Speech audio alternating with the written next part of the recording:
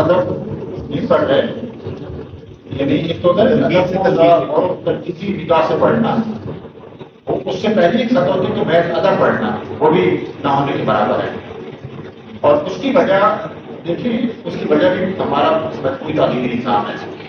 جب آپ کا سارا تعلیمی نظام ایک نیو لبرل میشن کے تحت کام کرتا ہو اور اس میں یونیورسٹیوں سے پیسہ کمانا ہو، وہ نہیں چاہتے کہ آپ ایک نئی چیزیں پیدا ہو، تو وہ طالب علموں کا یہ کسی ایک شعبے کا قصور نہیں ہے، وہ سسٹم کا قصور ہے.